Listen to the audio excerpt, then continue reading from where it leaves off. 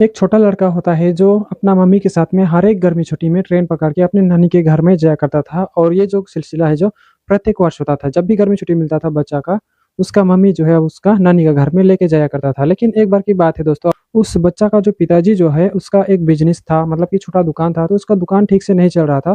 तो उस वर्ष जो है उस बच्चा का गर्मी छुट्टी मिलता है, तो कहता है कि मतलब कि बाबू हम लोग इस बार हम लोग अपना नानी के घर में नहीं जाएंगे।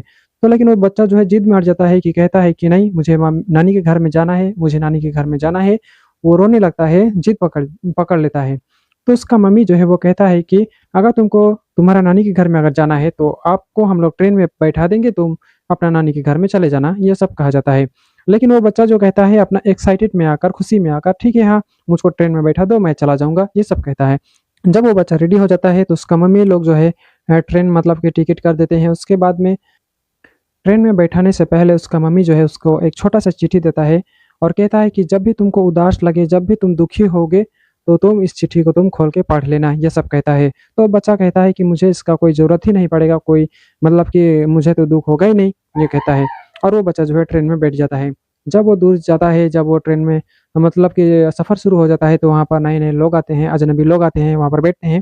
तो वहाँ पर लोगों को देखकर, भीड़ को देखकर वो डरने लगता है, हिचकिचाहट होता है। तब उसको एक बात याद आता है कि उसका मम्मी ने जो कहा था कि जब तुमको डर लगे तो तुम इस चिट्ठी को देख लेना। जब वहाँ पर वो चिट्ठी को खोल के देखता है और वहाँ पर पाता है कि बेटा तुम किसी भी चीज़ का हो, तुम घबराना नहीं, मतलब कि डरना नहीं है, क्योंकि मैं पिछले वाला बोगी में मैं बैठा हूँ, ये सब कहता है। तो वो चिट्ठी पढ़ के वो बच्चा जो है वो खुश हो जाता है, और जो है अपना सफ़र को अच्छी तरीके से करता है, और अपना गंतव्य स्थान में वो अच्छी तरीके से पहुँच जाता है। तो दोस्तों इस कहानी का उद्देश्य ये है कि तुम जब भी उदास होगे तो तुम कभी भी अकेले अपने आप को नहीं सोचना है, क्योंकि आपके साथ भी ईश्वर है। तो इसलिए हमेशा आपको निडर होकर अपना जो भी काम करना है, या फिर पढ़ाई हो, या फिर काम हो, या फिर कोई बिज़नेस हो, आपको अच्छी तरीके से करते रहना है। आप अकेला नहीं है, आप अपने ईश्वर के साथ में हैं।